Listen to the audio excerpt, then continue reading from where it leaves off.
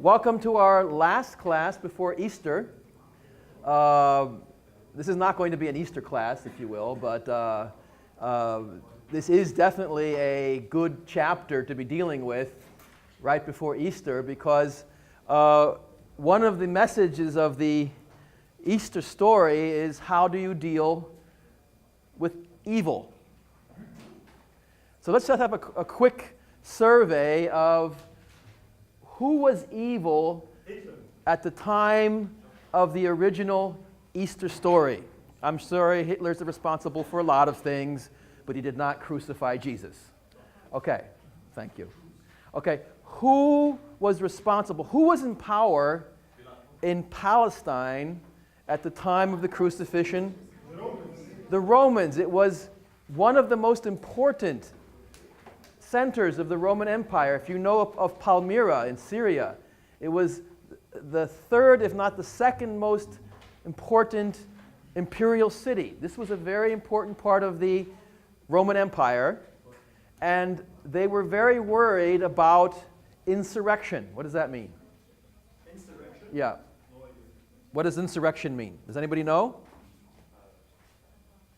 Not resurrection. That's part of the Easter story. Insurrection. I don't know what insurrection means, but I know that they were afraid of the revolution. Of revolutions, rebellions. Armed insurrection is the rebellion. Please turn off your mobiles, please, at this time. Armed insurrection is always a threat to large, multi-ethnic, multi-confessional empires. The Romans were very keen on suppressing dissent, but they were also very good at incorporating local leaders. This is what we call and this pen doesn't work. Okay, get rid of that. Okay, next one. This is what we call, oh, there we go, co-optation. The silence rule is in effect. Please be aware of that. Does anybody know what co-optation means? It's when you co-opt somebody. What does it mean? Bravo. When you co-opt someone, that means you make them feel they're part of the ruling team. They're part of the leadership. They play a role in decision making. So what the Romans did around their empire was to take local elites, local people who were in power because they were religious leaders, because they were business leaders, because they were political leaders, are culturally significant, and they went as far as giving them Roman citizenship. Which co-author of the Bible famously was a Roman citizen? Now we're going to see how many people read the... Bravo! Paul, are often called St. Paul. He was a rabbi, which means he was trained in the classical Hebrew tradition. He was also a Greek scholar. He was trained in the classical Hellenistic or Greek tradition, and he was a Roman citizen. This means, welcome to, for those of you who are watching this online, welcome to Lebanon, yes. So, co-optation means giving local leaders, and Paul, the Apostle Paul, apostle because he was writing the epistles, the letters in the Bible that are part of the New Testament. And so, when this rabbi, who was a simple woodworker, what's the Arabic word for woodworker? Najjar. When he was all of a sudden becoming a leader, they assumed he was going to lead a rebellion. So the power structure was twofold. One, the Roman imperial leadership. Two, the co-opted Jewish leadership, who were basically selling out their people for a share of the power. So they had something to lose too. And so what do both of them think that Jesus of Nazareth, and nothing comes good out of Nazareth, as we know. What do they think he's up to? Revolution. They think he's a zealot. That's where the word zeal comes from, to be excited about something, a zealot. You think he's going to be an armed rebel, sort of the mukawama of the day. He proves to be the exact opposite. So what is the story of the crucifixion, if you will. If Philip Zimbardo is describing evil leaders, the Jewish and Roman leaders of the time were typical evil leaders.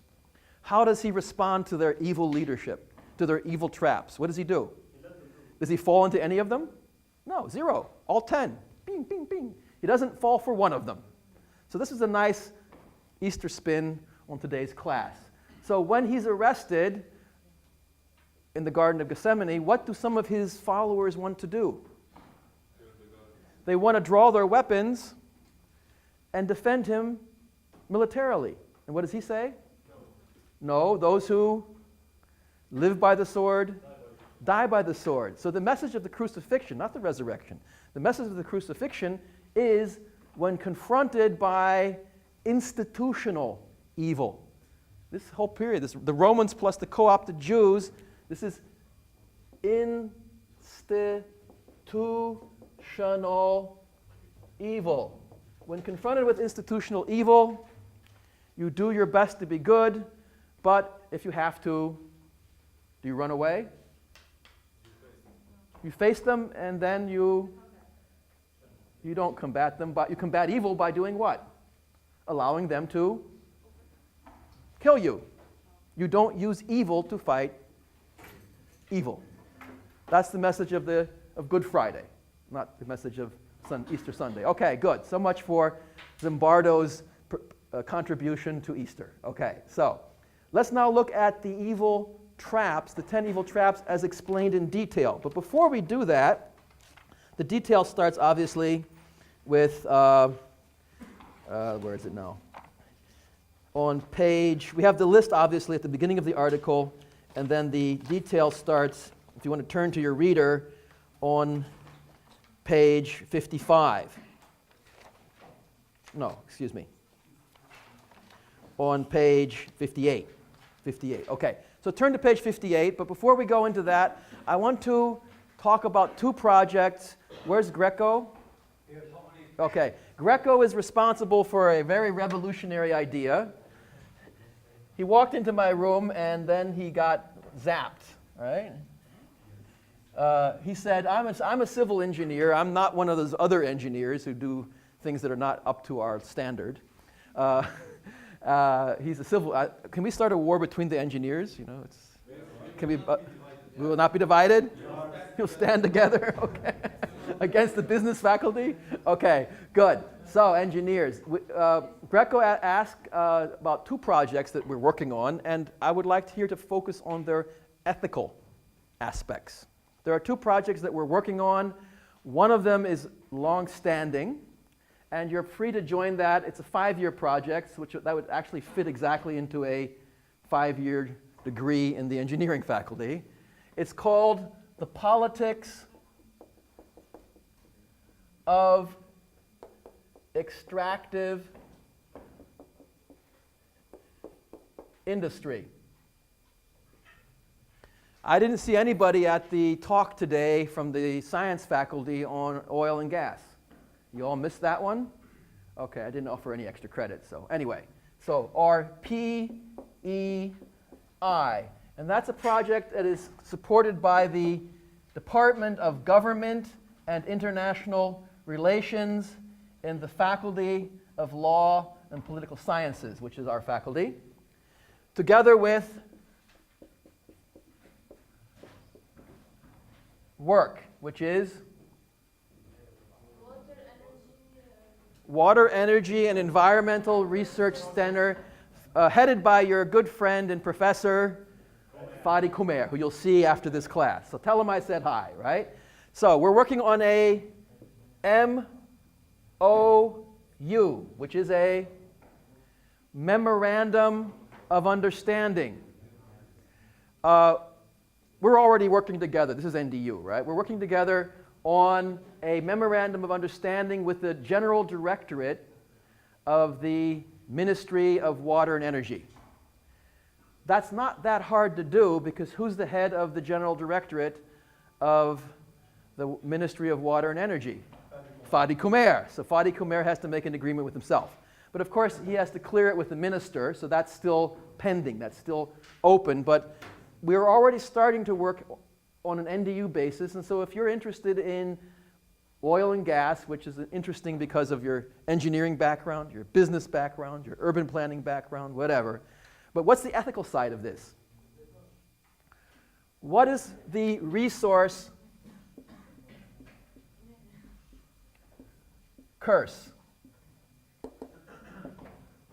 Has anybody heard of that? The resource curse. Why do we have so many long-standing and bloody civil wars in Africa? Yes? Resources are limited. No. And everyone wants them. No. That's a good guess. Resources, guys, pay attention. I'm going to put this on the test. Resources, where's Sarah Rizek? Here. You want to write? No. She doesn't have to take notes for you. You're already here, right? Okay. So, resources are part of the rent economy. And I feel very secure in talking about economics to you because the whole presentation today from the science faculty, half of it at least, was about economics. Obviously, if you're going to be talking about oil and gas, you have to know a little bit about the economics of this industry. A rent economy is an economy where value comes from little or no investment. If you go to an area where there's no civilization, you might find gold and diamonds on the surface. Because precious metal reserves are in layers. And they sometimes go the whole way to the surface of the earth, and you just need to pick the gold up out of the ground. As you continue digging, the harvesting or the mining of the gold becomes more and more expensive. But still, if your product is gold, it's worth it to go down deep. And the rewards are so high that there's no balance between investment and profit, which means there's too much value in the economy. This leads to a phenomenon that we see in the Gulf Arab states where they have so much money from oil that nobody has to work. Who's working in the Gulf Arab states? The Lebanese, right? The Palestinians, the Europeans, people from around the world, the Indians, the Sri Lankans, etc. The original inhabitants of most of these countries are not working, or they don't have to. They can. Some of them do. Some of them work hard, but they don't have to. So this is has a very bad impact on the economy. By the way, this bad impact of rent is called Dutch disease. Dutch disease. Dutch disease is called Dutch disease because the Dutch were good at suffering from it. In the Netherlands, remember, which country is Shell from, Shell oil? Netherlands. The Netherlands. Okay, the Netherlands is a major oil refining and used to be a major oil producing country.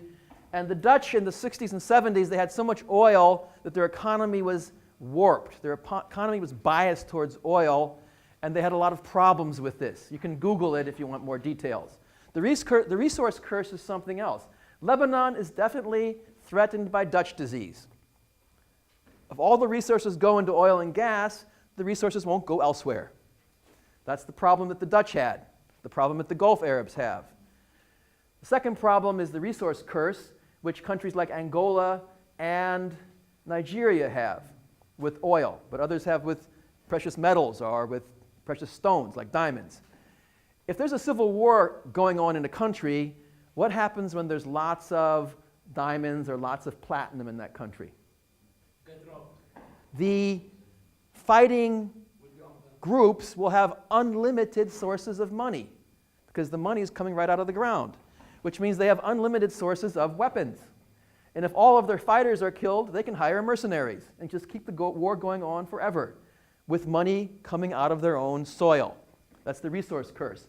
Lebanon is threatened with both because the conflicts that we have in this country can be made worse, can be exacerbated by the huge amounts of money coming out of the oil and gas industry. At the very least, we have to worry about Dutch disease. So this is what this project is working on, is what are the political, and we could deal with the ethical, because if you are faced with a crisis, you could face the crisis straight on. What's that called when you have something horrible happens to you and you learn from your mistakes? Catharsis. You could have a catharsis experience. You could say, wow, this was really bad, but I learned my lesson.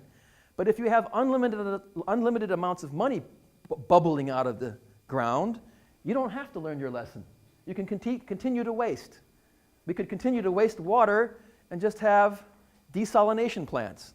We could continue to be unethical if we don't deal with this problem straight on. So this is an ethical project. So if you want to be part of that, that's an offer to you. The second project, however, is the one that Greco and I cooked up. Was it yesterday or yesterday? Yes. Yeah. So it's called the Trains of Lebanon. And what's the abbreviation for your club? What, 3 E's? No, your club. SCE, which is S stands for Society of Civil Engineers. So they're a society, which means on Founders Day, they don't have to do anything if they don't want to. They can. You will, but you don't have to. So it's the Society of Civil Engineers and the GIR Flips. That's our faculty, the Flips.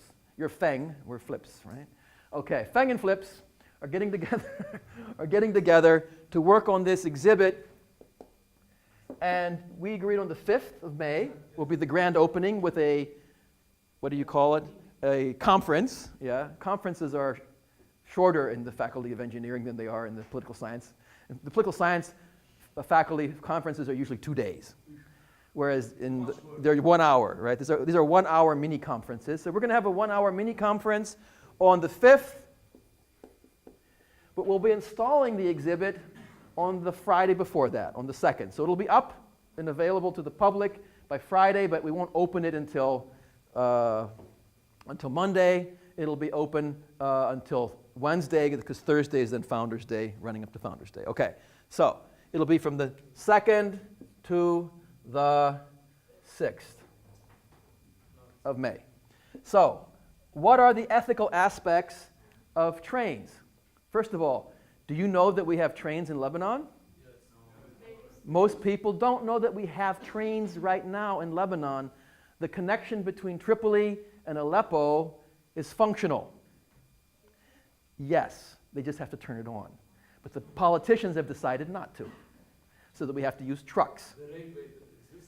There's a railway between Tripoli and Aleppo that works. It exists. The trains can run on it. They just don't want to use it. Now, it needs a couple of repairs because it's not been used for a while, but it's functional. The other stretch that's functional today with a little bit of money would be from the Bekaa to Homs. Now, obviously, that's not going to work at the moment, but it could. Then there's the famous coastal stretch, which originally was built in 1942 from Tripoli to Haifa. The only stretch that in our area that still works is between Jbeil and Batroun, and that we could open up for tourism, for example, have old steam locomotives, sort of Lawrence of Arabia, nostalgia or something. There's many examples of that around the world. What are the ethical issues here about the trains? Trains are a highly ethical industry. Running trains requires a lot of moral courage. How does that work? What do we know about good? That's not how it works. That's okay. What do you need to run a railroad network? Once you've built it, what do you need? Yeah, but what do they need to do? Constant maintenance. 24/7 for the rest of your life, which means you don't get to rest. If you want to run a train, you constantly have to be checking up and making sure that everybody's doing what they promised to do. One person doesn't do what they promised to do, and 100 people die. That simple. It's not like a road. A railroad requires a lot of ethical responsibility. Thus, if somebody's not living up to their responsibility, whistleblowing is absolutely essential. So a lot of the things we've been talking about in this class are built into the very nature of running a railroad. One of my favorite sayings is, that I made up myself, you can judge a country by its railroad. For example, Egypt has a railroad, it doesn't work very well. The US has a railroad, it doesn't work very well either. Switzerland has a railroad, and it works wonderfully. Germany has a railroad, it works really good, not as good as Switzerland, but great. Lebanon doesn't even have one. Used to though, okay. So you can look at the decline of the Lebanese public culture, the culture of governing or governance. You can look at the decline of that by looking at the decline of the railroad network. So anybody who wants to join the Society of Civil Engineers and our faculty in this exhibit, Greco's in charge. You have to clear it with your faculty though, right? Yes. And we will be, we're doing it, right? We're doing it with you. The dean already signed it and sent it to the administration. You saw, yeah, okay, good. So this is on, okay? These are both running projects now, and if you're going to be part of these, I can give you some extra credit, but it has to be somehow linked into the issue of this class. So I don't want just the engineers in you speaking. I want the ethics and leadership students in you considering what are the ethical. This is very clear, by the way. This is going to lead to an incredible increase in unethical behavior, as it did in Nigeria, as it did in Angola. The only country that has survived this, by the way, is Norway. Countries that have a lot of oil but have huge economies, like Russia or the United States, they don't have this problem because the extractive industries are just a small part of a larger mix. But countries that have a small economy, a small population, and huge amounts of oil and gas, like Kuwait or Qatar, they have this problem, and so will Lebanon. What did Norway do to solve the problem? They looked at the Gulf Arab states and said, uh-oh, we don't want to go there. They took all of their revenue and put it in a sovereign wealth fund, which is now approximately $100 billion in value, which they're planning to spend in the next 4 to 5 generations. That's what Norwegians do. Scandinavians, they think ahead for 4 to 5 generations. It takes a lot of discipline, which is also part of ethics and leadership. I'm sure that Dag Hammarskjöld, if he were alive today, would not be surprised that the Norwegians have a sovereign wealth fund that keeps the Dutch disease out of their society. Okay, good. So far for that. So Greco's our hitman, or not our hitman, our, what's the word? Point man. Greco's our point man for the train project. So go to him. You don't have to be an engineer. It's open to everybody, but we'll be focusing then on the ethics and leadership aspects, but we do also need people just to hang up the pictures, right? So that's also going to, there's 130. I put some of them on the Facebook group, if you notice, because I think the links I set up for you, you can only access if you're my Facebook friend, right? Yes. You try to hit them, they didn't open? Yes. Yeah, so I put some. We saw also the new ones. I don't want you to be my Facebook friends, because you don't want me to know what you're doing on Saturday night, okay? Okay, let's turn now to the items as we go through the Zimbardo reading. Zimbardo is really he wrote the classic on evil leadership, The Lucifer Effect, which I would recommend reading, but it's almost 400 pages. Here you get a condensed version in very few pages of everything else he's been thinking about. So, the first thing is de-individualization and destructiveness. This is on page 57. We talked about The Lord of the Flies, if you remember, a very famous novel. It's on page 57, 58. Individual means that you as a person are unique. The ancient Greeks, don't say I'm an engineer, I don't have to be classically educated. Engineers are the ones who realize that they have to be classically educated, right? Because there's so much that goes into what we do from other sources. What does a genius mean today? If you call someone a genius. He's really smart. He's really brainy, right? That's not what it originally meant. Genius originally meant the inner dwelling spirit. The inner dwelling spirit in each one of us. Remember, these people didn't believe in God. But they did believe, it's the ancient Greeks and Romans, they did believe in a spiritual world. They believed in these gods, but they didn't take them seriously. They did have a high level of spirituality, and they believed that in each one of us, there's a inner dwelling and inherent and within us something that is ours and nobody else is like that. It's our genius. That's what the word originally means. So, if we look at that, then what we know is that everybody, our friends, the people who we don't care about, the people on the street, and our enemies, they are all unique. So when I want to kill people in large numbers, or if I want to oppress them, if I want to take away their rights, if I want to lower their wages, if I want to pollute their neighborhoods, what do I need to do? I need to negate, destroy the idea that they are unique.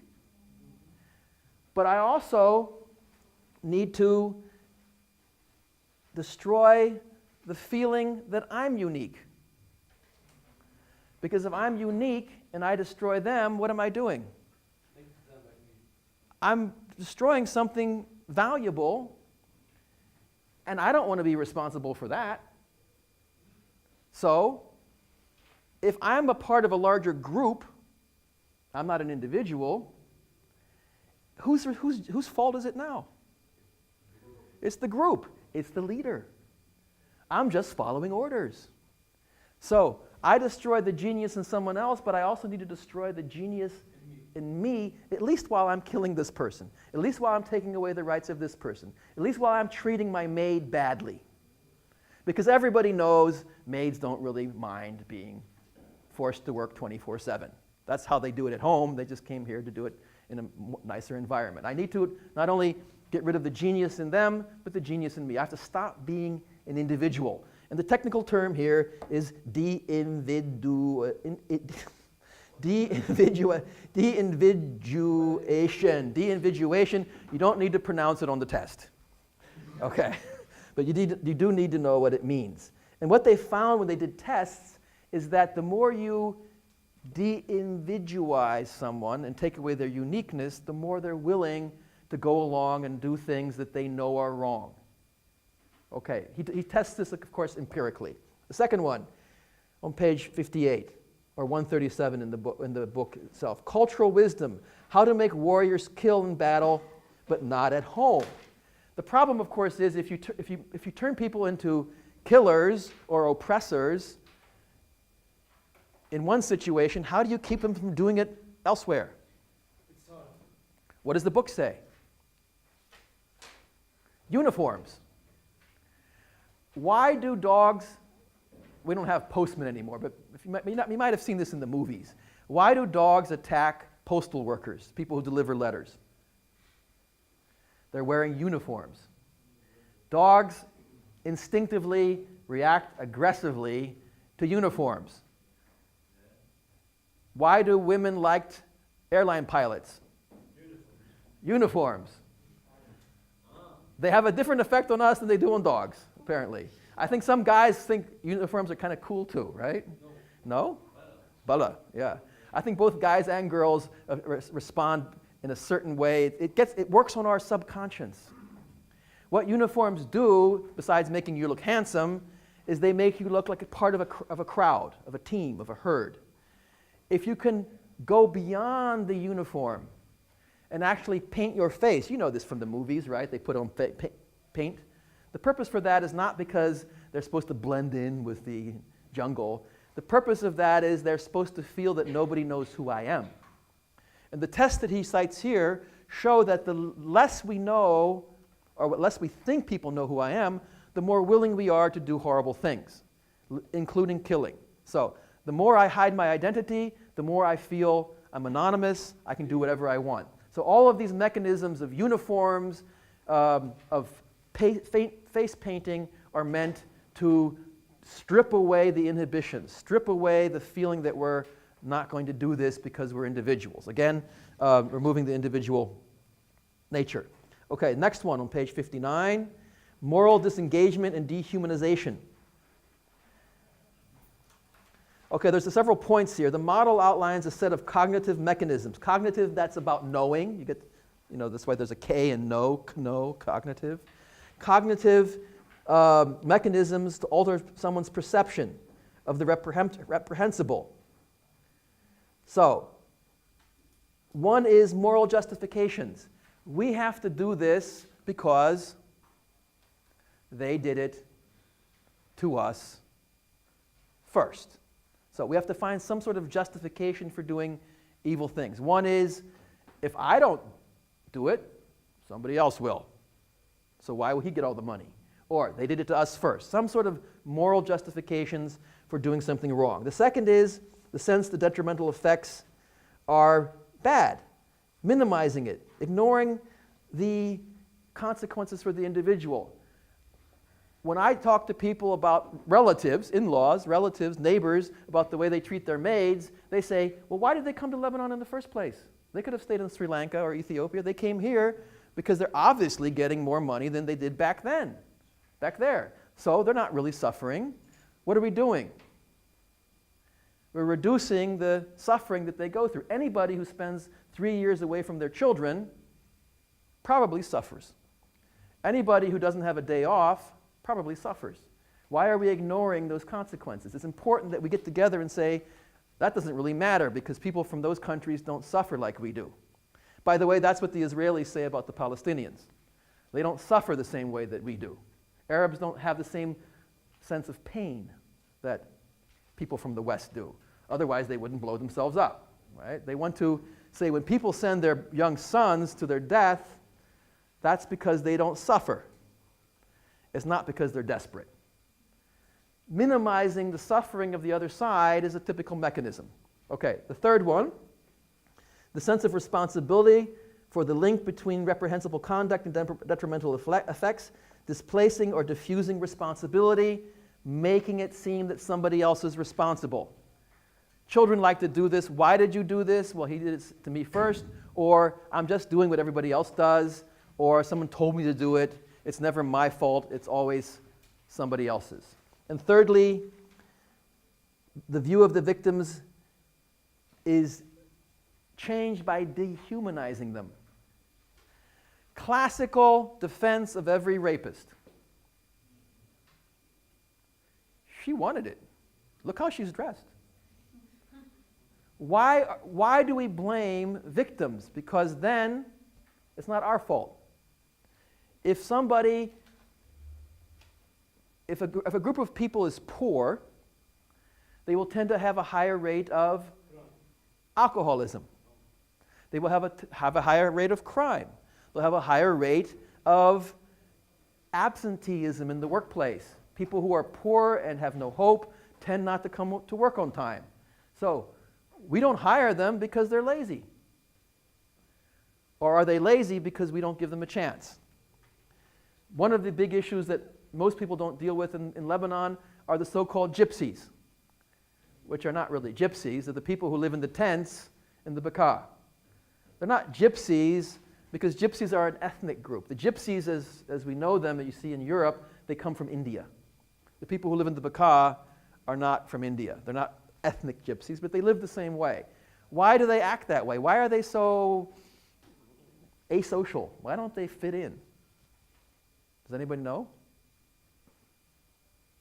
They've been outside of society for so many generations that their traditions now, they're used to not being treated fairly. They're used to not being accepted. So it's almost impossible now to interact with them properly. Who do we blame? Them? Or us? Them. Bravo. We blame them. So who's the victim in this case? Them or us? Us. Because they're in our country. They should leave, then there would be no problem. They didn't want to fit in there. Right, they don't want to fit in. That's their problem. Thank you. Good. There we go. Okay. Good. Dehumanizing the other. Okay, good. So, and there were studies which showed that when we do tests and we have people who are being experimented on, we're doing the same test here in this example with the electric shocks with Milgram, but now the one group of people is told by the team who's doing the experiment, not openly, but You know, there's 5 or 6 of you who've been hired for an experiment, and you hear the 2 people running the experiment about that group, and you know, these people are really nice. Some of them are actually friends of my kids. Second group, they're talking to each other. You're not supposed to hear it. This is scum. They're animals. We should treat them like nothing. Just that one indicator, as the article shows, will have huge impact on the way we treat them, if we dehumanize them or if we elevate them in the expectations. Okay, the next one. Suspension of the usual cognitive controls guiding moral action.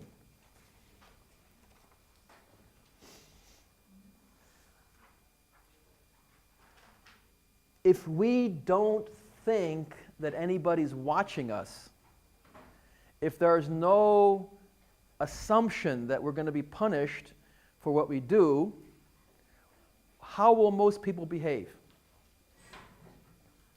When I gave you the example last time, I was taking no, I didn't give you in this class. The first time I actually cheated big time was recently. Because as a student in the US and later in Austria, if you got caught cheating, not only out of the test, 0 on the test, 0 on the class. 0 on the entire semester. You just lost those 3 credits. You're gone. That was a pretty big threat. So I was always, I remained chicken. I didn't steal records or LPs. I didn't cheat in exams, but I was at the Sci-Fi Language Institute recently, like 3 or 4 years ago, and it was the first test I took there, and the teacher gave us the test. She sat there for 5 minutes, then she walks out.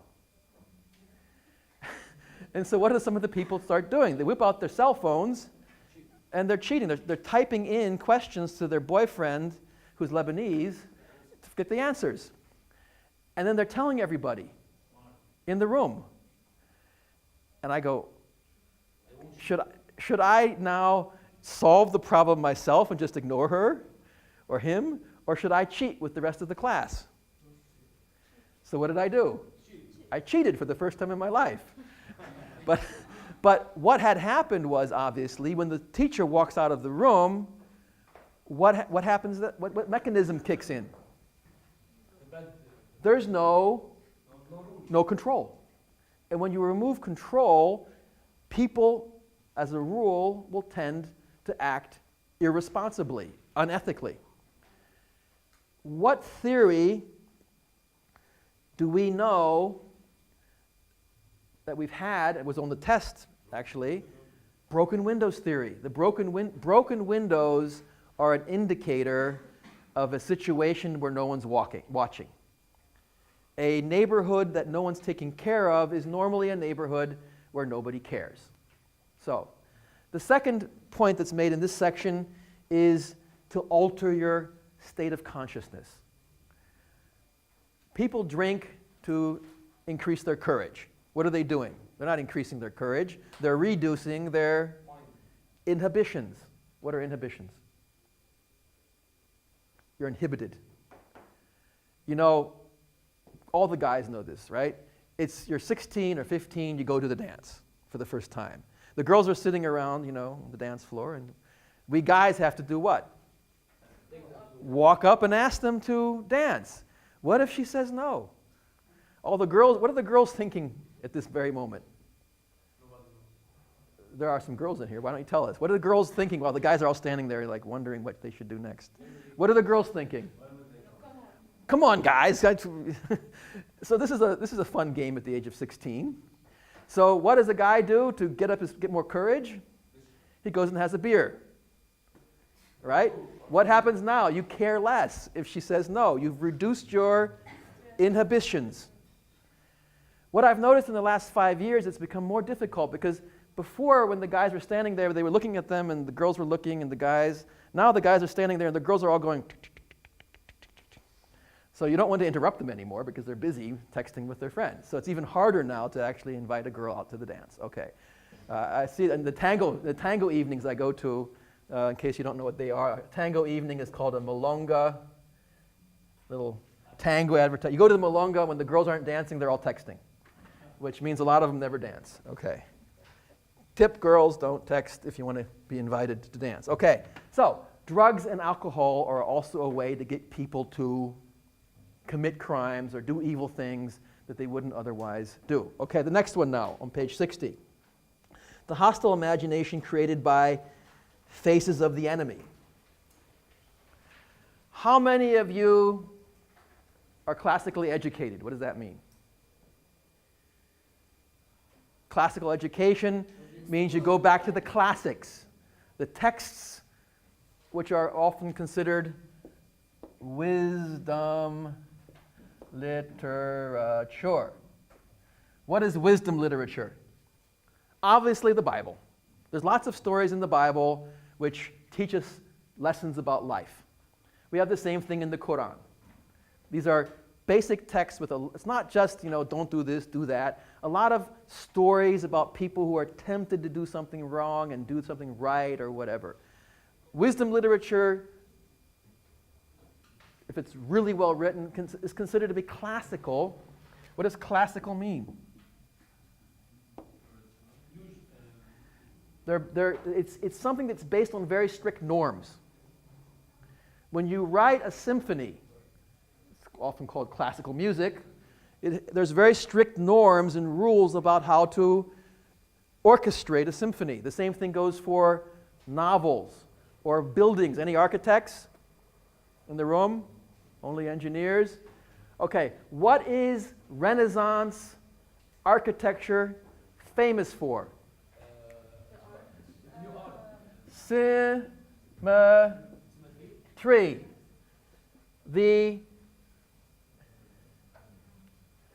The cathedral in Florence is totally symmetric. One side is exactly the same as the other. Leonardo da Vinci's Man, right. So, classical. So classical wisdom literature. If we all have an inward or in-living genius, what happens when you kill somebody who's your enemy? You have to mourn. So, ancient Greek literature. Can you think of any ancient, we saw the movie, right? 300, right? You saw the movie, right? Okay. The new one, I saw that one too. It's not as good as the old one. Okay. Did you read any classical Greek literature in school? Yes. What?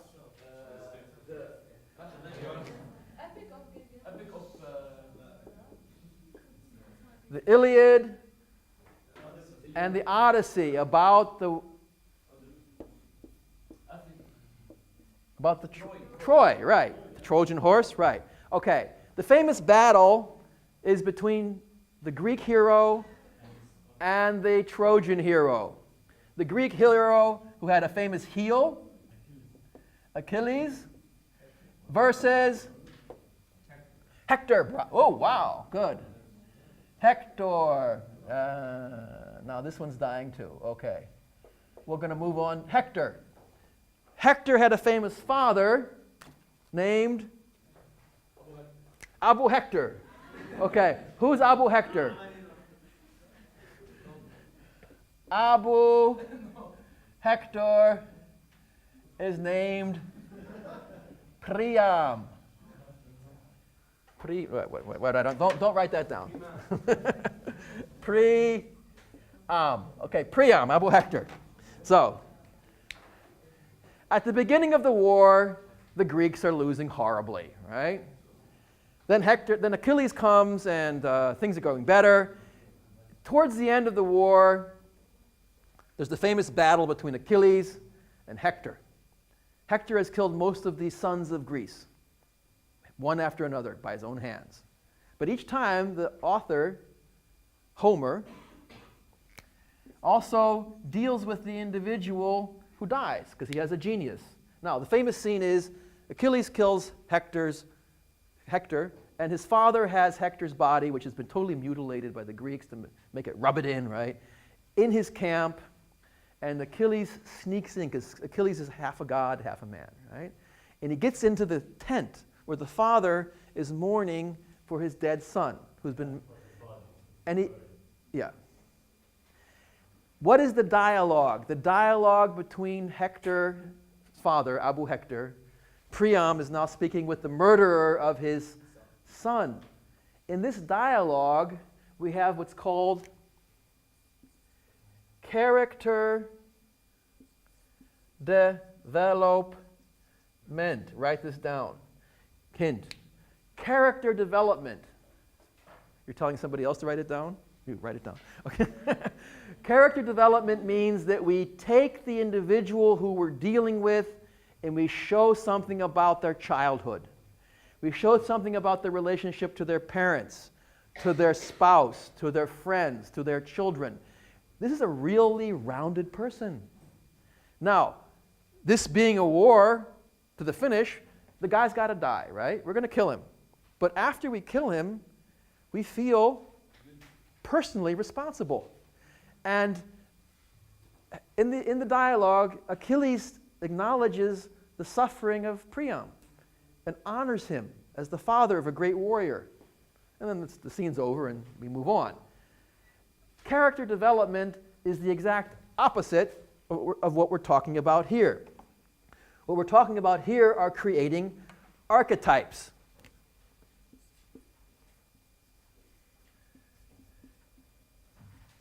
Archetypes. What are archetypes?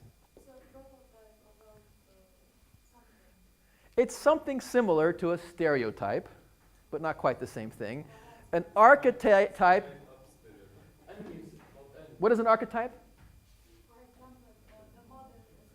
Yeah, the mother.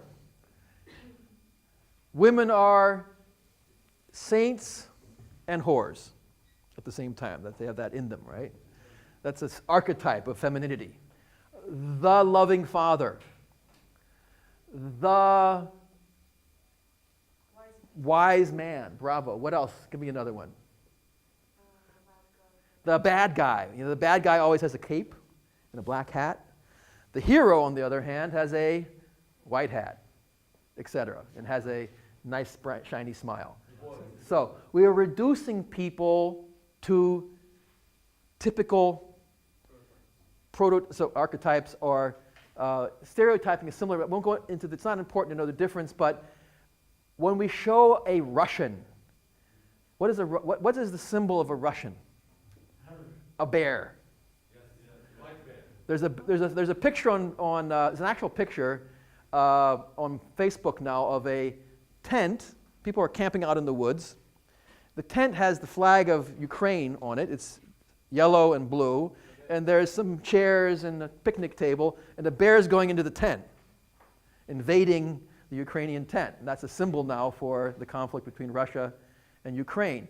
Russians are always portrayed in the Western media as being big and hairy, like a bear. Yeah, except he rides almost naked on a horse, right? But maybe that's the reason he did that, to undo the stereotype of the Russian bear. In any case, Russians have a stereotype, but there's also an archetypical. Russians are archetypically villains. In the movies, always villains. Yeah, Arabs are archetypically. If you look at Tintin, you know Tintin, right? Yeah, and Molu. Okay, look at the portrayal of Arabs. Did you ever do that? Look at the portrayal of Arabs in Tintin. Am I pronouncing it right? Okay. If you find a good Arab in Tintin, he will have blue eyes and blonde hair, invariably. So the blue eyes and blonde hair is a cue, is an indicator for good. Dark is an indicator for bad. That's why we have to have that, otherwise no one would buy Fair and Lovely, right? And the whole pharmaceutical industry would be lost, would lose an entire branch of its products, skin whitening cream. Okay, so archetypes is the opposite of character development. The more I can portray Germans in war movies as being, one, mindless, blind followers of their Führer, of their leader, and always coming around in herds and acting brutal, when we see scenes in the movies of people going out and fighting Germans, when they're killed in large numbers, do we care? No. Imagine we do character development and we know something about each one of those Germans.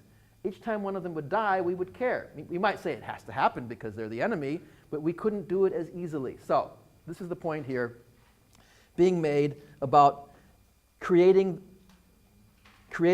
by faces of the enemy. This is also called, we had this before,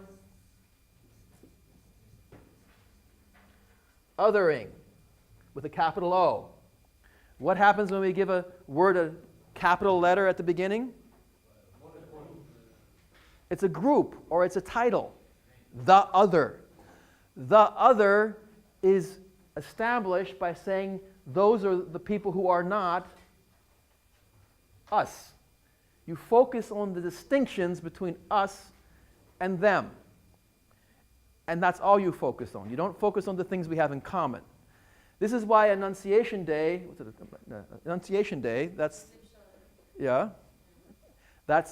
the opposite of othering. Why? It's the only holiday in Lebanon celebrated together by Muslims and Christians. It's the attempt to undo the othering, to say what do we have in common, not what separates us. It's an important mechanism. Okay. Now, Battalion 101. That's easy to remember. It's sort of like the 101 of evil.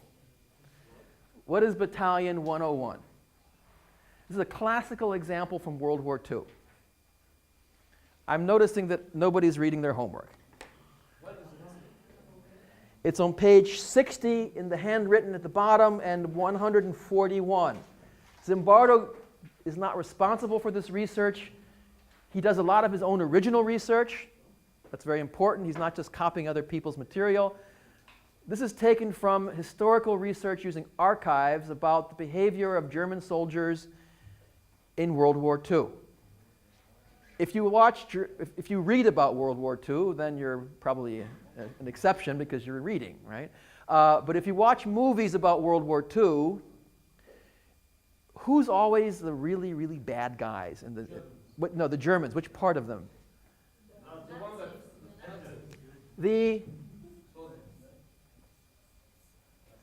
SS, which are the secret.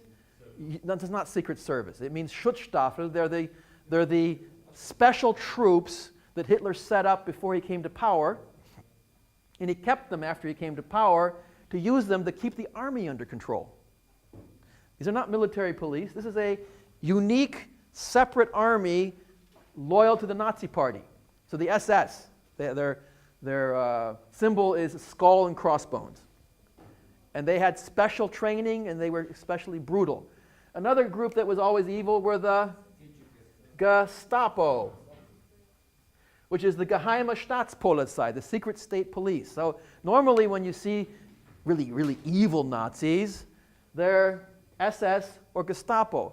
But normally people think the regular fighting troops, the guys who were drafted and they went to war because they had to. I mean, do we really blame the normal soldiers for what they do? Hitler was the SS? Yeah, Himmler, yeah. Was SS. SS. Himmler was head of the SS. Okay, do we normally blame the average soldiers for what goes on at war? No. The lowest, the guy at the very end of the chain of command, who has no officer's rank, just a normal enlisted man, do we blame them for what goes on at war? No. Okay. This is the illusion that was created after World War II because the majority of the German men who were involved in World War II were just normal soldiers, fighting in a war like any other normal soldiers. They were normal soldiers like the Americans or the Russians or the French or the British or the Italians, just guys who had jobs and they had to stop their jobs to go fight in a war. They're innocent more or less. Okay. What did Battalion 101 teach us? Because nobody does their homework. Okay. Good. 1 second. He's going to read quickly. Battalion 101 was a unit set up as part of the final solution. The final solution, also known as the Holocaust. Relatively late in the war, Germany decides to exterminate the entire Jewish population of Europe. All of them. These are millions and millions of people, technically very difficult to do during a war. So, because it's towards the end of the war, all of their good soldiers are in the battlefield. What was happening at the end of the war? They were losing. Germany's starting to lose now. It's not like they're fighting on their own territory, but they're no longer advancing. They really have to put all of their effort into defeating the Soviet Union. Remember, the war was primarily between Russia and Germany. The Americans, the French, and the British played a secondary role. So, they have to keep Russia out of Germany. All of their emphasis goes now into the battlefield. So who's going to go around in the areas under German control and round up the Jews? If all the soldiers... Who do you not draft normally during a war? Women, old people, and people under the age of 18. Now, they're not going to go and draft 14-year-olds. They did that in the last couple of weeks of the war, but that was total desperation. There's a lot of people who are 55, 65, 70, who are in good physical condition. They've actually served maybe in World War I, but they're working in offices, they're teachers, whatever. They have shops. So what do? They draft them now into these units that are sent to Poland, sent to Ukraine, sent to Russia, sent to Serbia to help round up the Jews and exterminate them. Now, what does this story tell us? Because these are older men, do you ever notice that most soldiers are young and the officers are older than them? Older soldiers will not listen to young officers. Why? You could be my son. I'm supposed to do... They won't do it. A guy in his 50s will not listen to an officer in his 20s. They just won't do it. It's just not part of the way we work. So, they have older men who've been taken out of society during the war, but civilian life. They send them to Poland and Ukraine, and they're supposed to round up the Jews and shoot them. What they tell them is that if you don't want, everybody has to round them up, but not everybody has to participate in the actual extermination of the. So, in the first round, what happens? A lot of people say, okay, we rounded them up now, but I'm not going to shoot them. But some of them do. After every round, the percentage of those participating goes up until it's almost 100%. Why? It's the opposite of courage. It's peer pressure. It's peer pressure. People are doing this, and I'm not. All my buddies from my neighborhood who I got to know, they're doing this, and I'm not. The simple pressure to live up to the expectations of the others over time creates what we call here, can ordinary old men become murderers overnight? And the answer is yes. Overnight being several weeks.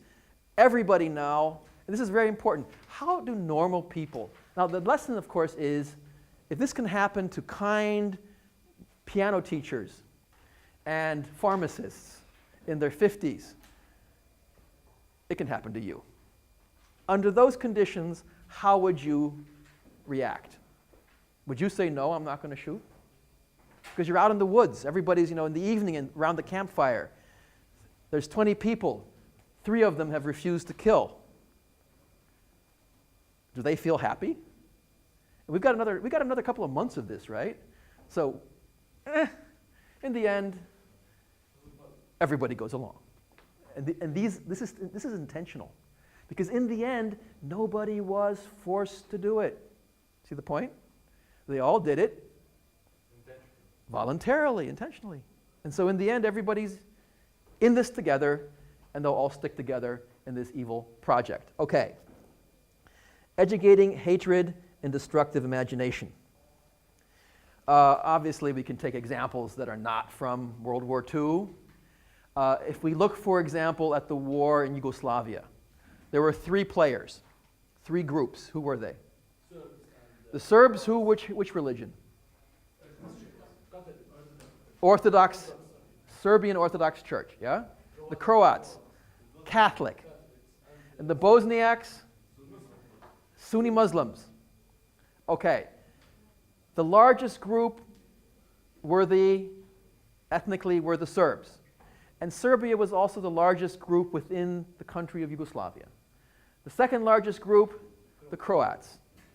The third, the Bosnian Muslims. There were smaller groups like the Albanians who lived in Kosovo or who lived in other parts of the country, Montenegro, thank you, or the Slovenes. That's my background, by the way, if you didn't know.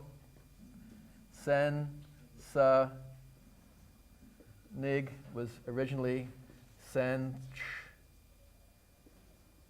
Nik.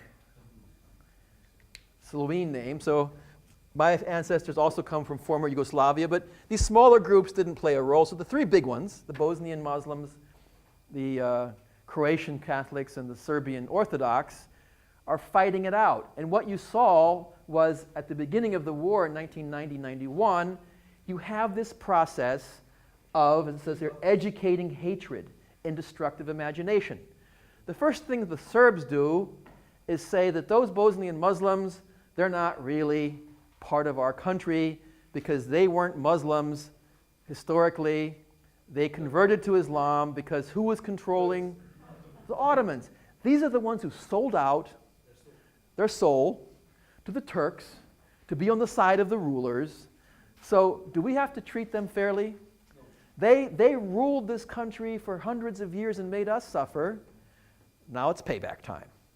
So you go back through the history of Yugoslavia, the history of the Balkans, teaching the children all the stories of how the Serbs suffered at the hands of the Ottomans and blame it on the Bosnians because they were followers. Then we have the old conflict between the Catholics and the Orthodox, where the Croats and the Serbs can go at each other. And of course, the Croatians basically emphasize the fact that they're ethnically superior because they're Western European, whereas the Serbs and the Bosnians are Eastern, and everybody knows East is bad, West is good, right? So the Croatians go around saying, but we're almost Germans, right? And almost Germans. And then the Serbs say, yeah, but in World War II, when the Nazis occupied Yugoslavia, who did the Croatians side with? The Nazis. So the Croatians fought in the Nazi units against the Serbian partisans who were fighting for the liberation of the country. And then, of course, the Croatians can give you examples of how the partisans came into their villages, and because the people in those villages were siding with the Nazis, what did you do with the civilian population? You killed them all. And everybody's got their story now, right? And you start poisoning the minds of the children. I think this might have happened in other countries too. Not to mention any example. So this is, of course, a very easy mechanism to start. It's almost impossible to stop. So what we're probably going to see now in Syria is the same mechanism. We're already seeing it. Everybody who doesn't like the government is a takfiri. Is that true? Yes. It's impossible. It's yes. Every single person who doesn't like the government is a takfiri. What is a takfiri, by the way? What is a takfiri? There are people who blame other people of not being proper believers, of being blasphemers, which of course means Al-Qaeda is claiming that everybody who's not a proper Sunni, not a proper Sunni. So a lot of Sunnis are also in danger of being killed by the takfiri. Okay, so all the improper Sunnis and all the Alawites and all the Christians are now endangered by Al-Qaeda and Nusra, right? Okay, that's true. Okay, does that mean the entire opposition? No. So when the 3 Al-Manar journalists are killed, who do we blame it on? Takfiri. Is everybody who's fighting on the side of the rebels takfiri? No. But now we can divide. You know, takfiri on the one hand and whatever you want to call the government on the other. And now this is being fed into the minds of the children. Same thing's happening in Crimea. You see what's happening in eastern Ukraine at this very moment. What do the Ukrainian nationalists call the Russian minority population? Spies, traitors, traitors. What do the Russian minority population called the Ukrainian nationalists? Nazis. Why? No, because in World War II, when Hitler occupied Ukraine, he not only got a lot of Croatians to fight with him in Yugoslavia, he got a lot of Ukrainians to fight with him against Russia, because the Ukrainians said, the enemy of my enemy is my friend.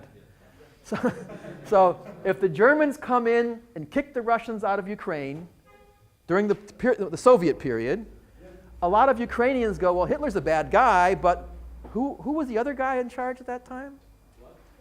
Who was running Russia at the Soviet Union? Stalin.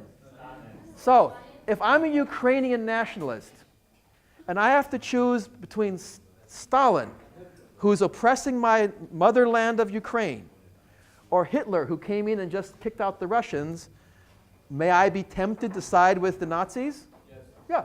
And that happened in large numbers. So what we're now getting, again, is the othering. We're getting everybody who doesn't like the Kiev government is a traitor, is a puppet of Putin, on the one hand, and everybody who is supporting the Kiev government is a Nazi. And of course, every one of these claims goes back to historical fact. That's the whole point of this. All of these rumors and claims have some kernel of truth in them. Okay, next point.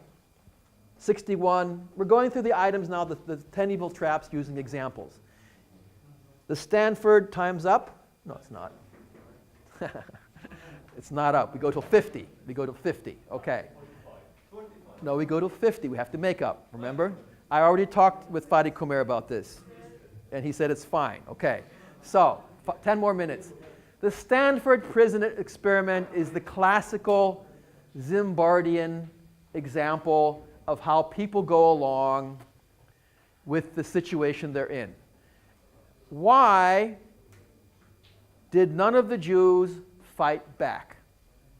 How could Hitler kill millions? And some people say, well, it wasn't 6 million, it was only 5 million. Only 5 million, right? Some people say, it wasn't a million Armenians, it was only 500,000. Oh, okay, that's okay then. If it's only 500,000, then it's fine with me, okay? So whether it was 6 million or 5 million or 4 million, it was definitely too many, right? So, the genocide or the Holocaust, why didn't they fight back? Why didn't they put up resistance? First of all, they did. They did. But most of them didn't.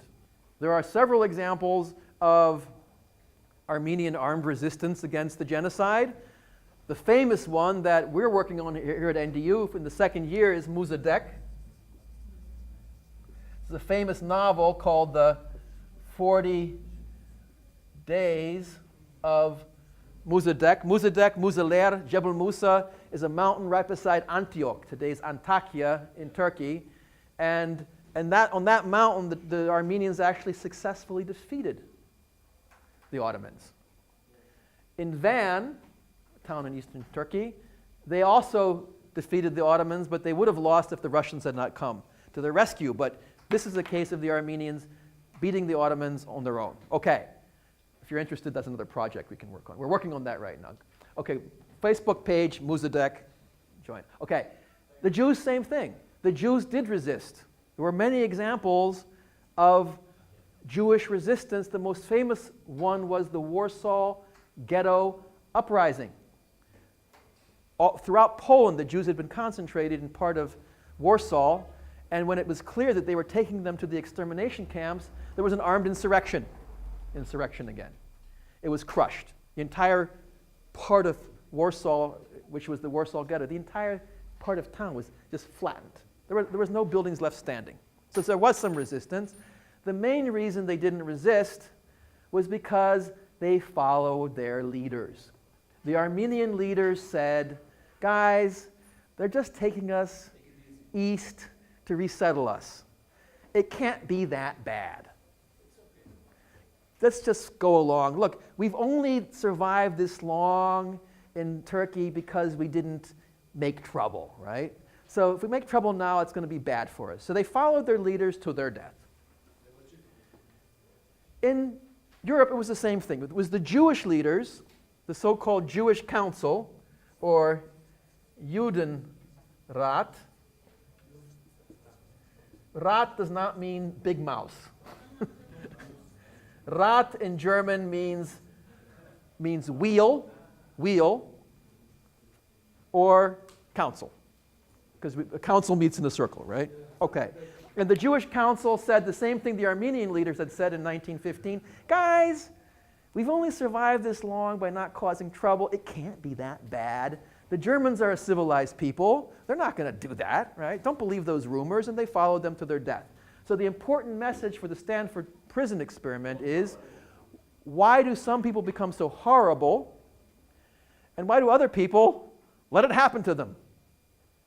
Why don't we have some sort of spontaneous rebellion against unfair behavior? So this is the dual lesson we can learn from the Stanford prison experiment. So what does he do? A little background. How does he set up the experiment? He gets applications for an experiment in the basement of the psychology department at Stanford University, which along with Harvard and Yale and University of Chicago, Berkeley, MIT, top-ranking, top-tier universities in the US. So when I apply as a student for an experiment in the psychology department, it's got to be important, and it's got to be serious, right? We can't have some weirdos running an experiment at one of the best universities in the US, right? So I'm safe, right? The people, they fill out the forms, and they're divided randomly into two groups. Prisoners, some of you have seen the movie or read the book, and guards. Then there's a warden, that's Zimbardo himself, and a second in command, someone who works for him, who's there all the time. They change the basement to look like a prison. It's pretty close to the real thing. They actually hire a former prisoner who's been in California jails for many times to make it look authentic, and they start. The prison guards have 8-hour shifts. The prisoners are in jail 24/7. Everybody knows that this is not for real. Everybody knows this is just an experiment and I'm getting paid to do this. I can quit at any time. The only consequence if I quit is I lose the money, which is not a lot anyway. So the motivation to stay is very minimal. They're not going to put it in the newspaper. Actually, when they arrest the prisoners, because Stanford University is a very important university, they have an agreement with the local police and the local TV station, and they actually go and arrest them with real police cars and real policemen and real TV cameras filming them. And they bring them, so it feels real, right? And now they're in jail. First day, everybody's getting used to their roles. Nothing really happens. Second day, some of the prisoners are not behaving properly. We need to stamp out this insurrection, this bad behavior. By the third day, everything's under control. It's running smoothly. Fourth day, weird things start happening. Not only are they going from they're not disciplined, let's make them behave, they're behaving now. But this is so enjoyable. Why don't we make them do tricks? Why don't we make them stand on one leg? So all the prisoners line up, stand on one leg. They do. Down. Stand on the other leg. They do. Hey, this works. And the guards start having fun because it's boring, especially in the night shift, the graveyard shift, which goes from 11 in the evening to 7 in the morning. There's nobody there. And we're bored. So what do we do? At 1 o'clock, ding, ding, ding, ding, ding, everybody out. They have to line up. Okay, pull down your pants. Put up your pants. Whatever, right? And it goes on like this for a relatively long period of time. Why does it stop? Does anybody know? Because Zimbardo wanted to stop. No. That happened, but it didn't stop because of that. He was just removed. Can you close the door, please? Why does it stop? Zimbardo was so enthralled about this working. Why did it stop? because everybody involved, look, the guards were going home every day. They were only there 8 hours out of 24. Why didn't they come to their senses? The moment they came back in, they became guards again. What had to happen was Zimbardo's girlfriend, who hadn't been there since the beginning, we're in the 10th day now, visits her boyfriend at work and looks at what's going on and says, "What the hell is this?" And Zimbardo goes, "Yeah, isn't it great? See how it's working?" And he starts explaining the mechanism. And she goes, "You're crazy. You're crazier than the guards." And that hits him. He finally wakes up because he has external control coming in. So, to be continued, next class. Happy Easter to you all, and remember Zimbardo's contribution to Easter. See you in a week.